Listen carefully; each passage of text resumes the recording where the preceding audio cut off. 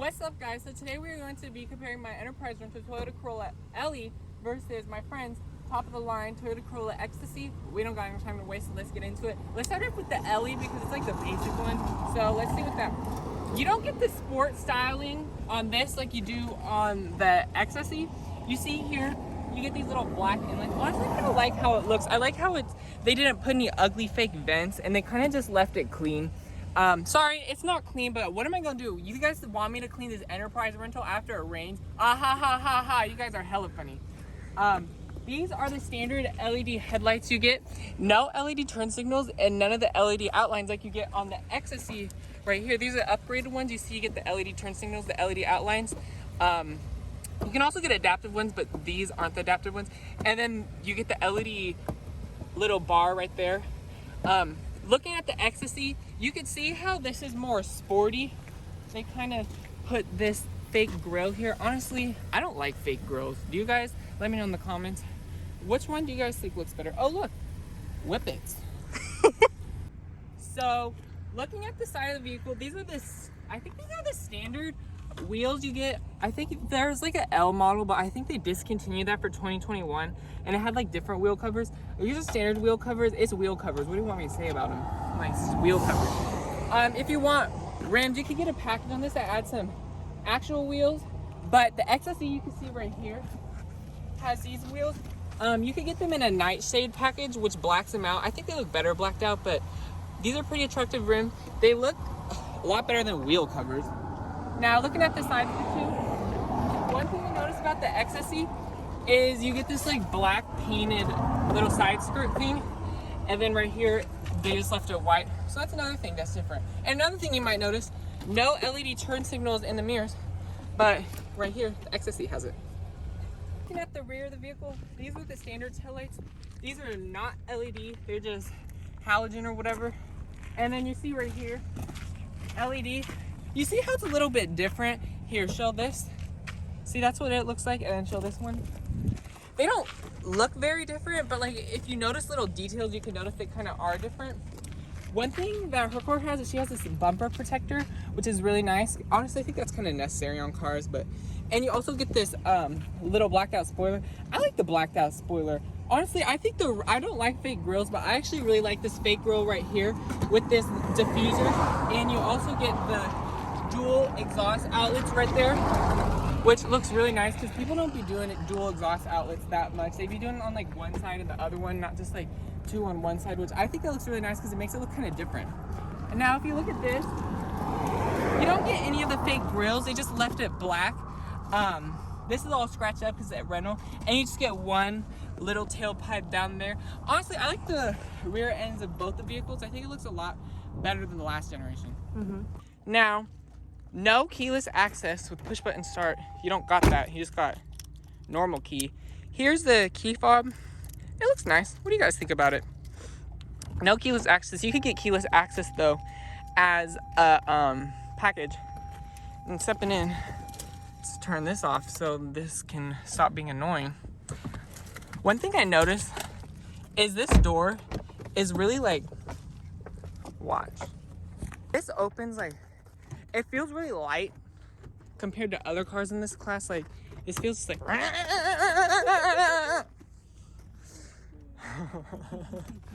sitting back in, shutting the door. Yeah, it doesn't sound very nice, but it's a compliment. I noticed this is also really flimsy, but you get okay amount of storage. Little 12-volt USB, 2 cup holders, electronic parking brake, auto hold, PRD. One thing that's different from the XSE model is XSE gets sport mode right here. This only has B. I think that's for like braking. I don't even know. I don't ever put it in B. B is for bitch mode. Putting the key in, since you don't got push button start. These, okay, my phone kept acting up.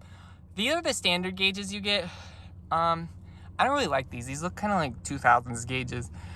I kind of like the digital gauge cluster more, but I think a lot of the competitors have better looking gauge clusters. Honestly, they look a lot more modern, but who even really cares that much about that? looking at the rest of it, here's the standard display. This one on the Corolla XSE is the same. Both of them don't have navigation, but you do get a rear view camera. No parking sensors available on either of them. Automatic climate control is standard, which I think that's kind of nice. I think the Civic has that also, but it's kind of weird that they give it to you on the base model, but they don't give you blind spot monitoring, but it's whatever. You at least get all the Toyota's driver assistance: forward collision warning, lane departure, lane keeping assist, lane tracing assist, which is kind of like Hyundai's highway driver assist, where if you have the cruise control, it'll kind of like steer for you, but you still have to keep your hands on the wheel. Honestly, Hyundai's is better, but this is still pretty good. And you get this all standard, so that's really nice. And you also get standard automatic high beams and standard automatic headlights, so they really throw in a lot of standard features. But looking at this display, you get a 6-speaker sound system. It's pretty decent. For a bass sound system, it's fine. It's good. Pretty good bass, and it gets pretty loud, although if you get it really loud, it starts getting distorted. Here is your display. Honestly, one thing I really don't like about Toyota's infotainment system is it's glitchy. Not really glitchy, but it's like slow. And it also is full of menus. Like, you just go from menu to menu to menu. You can see, like, if you look in this display, watch. Oh, it's been saying maintenance required. You have a lot of, it shows you a lot of stuff, but like, let's say if you go to settings and then you go to this, see, look how slow it is. I just keep clicking okay. Okay, I guess it doesn't want us to go to settings. See, I don't know why this is doing it, but you could go to, see, yeah, like, oh, you have to hold okay. Well, see, why do you have to hold okay? That's stupid. Like, I've never been in a car where you have to hold okay. That doesn't even make sense, but it's whatever. See, look, no, but you just have so many menus. It's kind of annoying. But looking at the steering wheel, not leather wrapped, base model, but you at least get adaptive cruise control, which is really nice. And you also get, this is soft up here, which I actually thought this would be hard, so it's nice. And this is soft right here, which is really nice. This is scratchy. I know in the Toyota, the XSE, they make it soft and they put some blue stitching, so they made it nicer for you. And you get this cloth armrest, cloth seats, manual. The door bin's pretty decent size, not the best, not the worst, good enough. Open up the glove box, look. It's like sticky and then it just falls. It's actually a pretty big size. And you also get another USB port right here. No wireless charger. I think you get a wireless charger on a higher model right there. My friend doesn't have it though. And you also don't get heated seats. Got this nasty stain right here and these old fries. Ooh.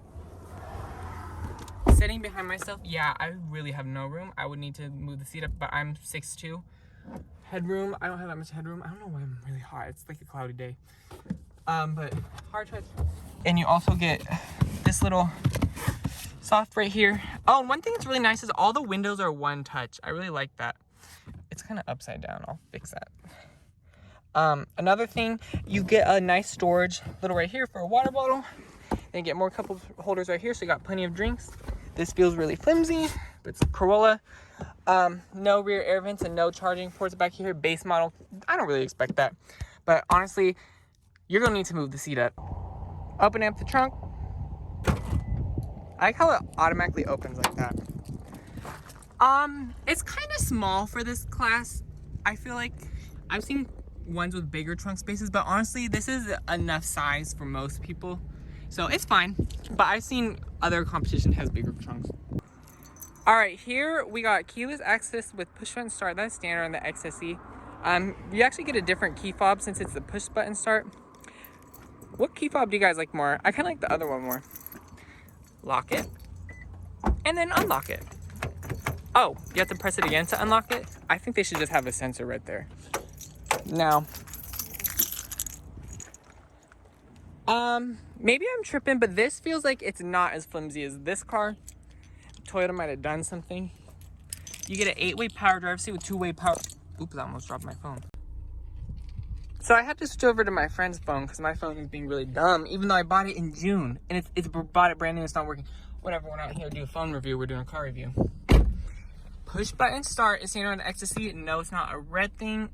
It's just a cover, but I recommend everyone buy that. paddle shifter, since it's the XSE. You get all the same driver assistance features, plus you get blind spot monitoring and rear cross traffic alert, no parking sensors. Over here you get soft touch. I wish they put like leather here. A lot of other cars in this class have leather here, but this one doesn't. But it's whatever, they're trying to keep it cheap. But that would make it seem a lot nicer. But at least it's soft, and then you get a different material right here versus what I have in my car. And then they also made this gloss black and made this gloss black and put a little bit of silver right here. Just standard sound system, same as mine. I wish they'd make the JBL sound system standard on the XSE. I really think they need to do that, since you're already paying like $28,000. It's top of line, and it's like, it's a Corolla. People aren't really going to be spending that much money on this car. So I think they should just made it standard. And you also get the same flimsy armrest, but at least you get a nicer material.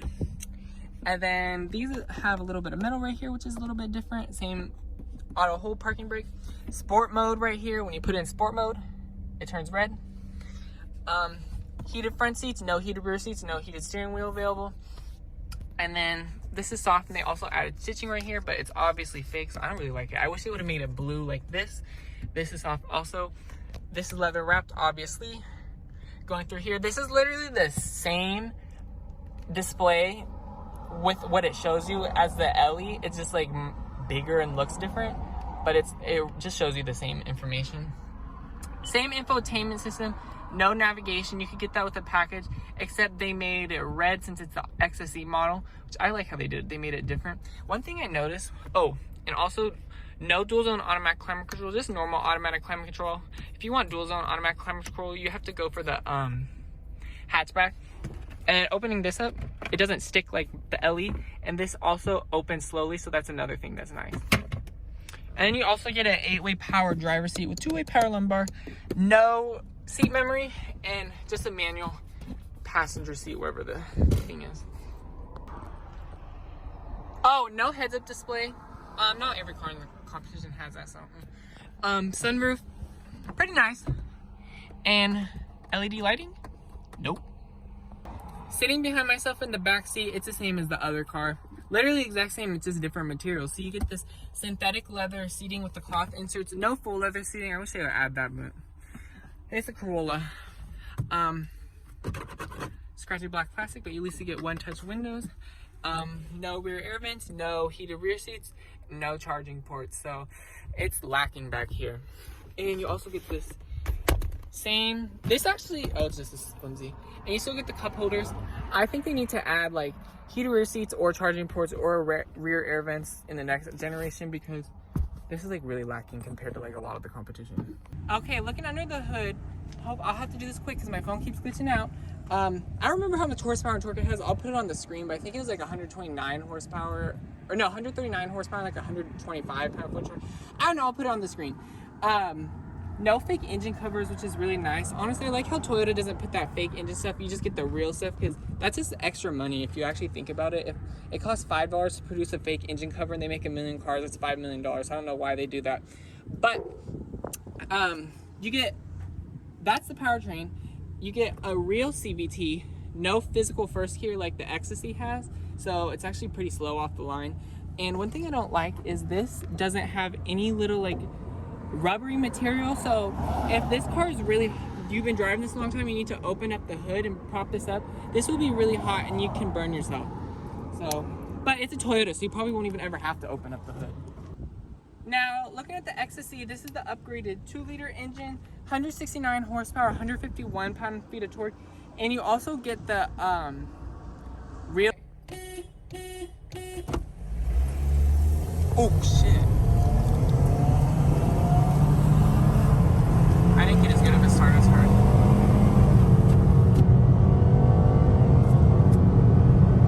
Damn, I'm keeping up, and this is the 1.8.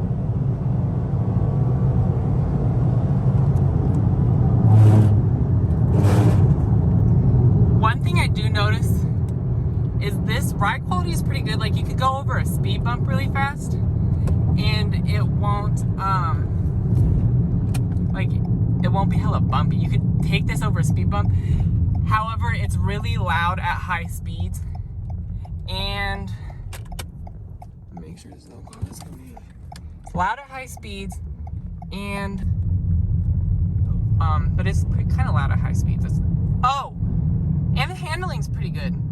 the XSE has a sport tune suspension, but honestly, I don't really notice a difference.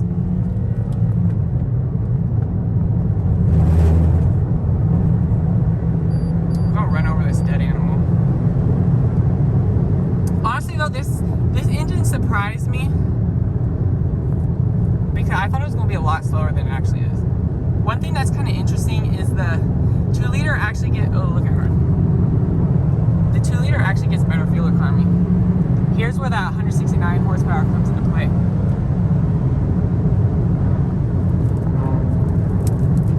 Hella rocks.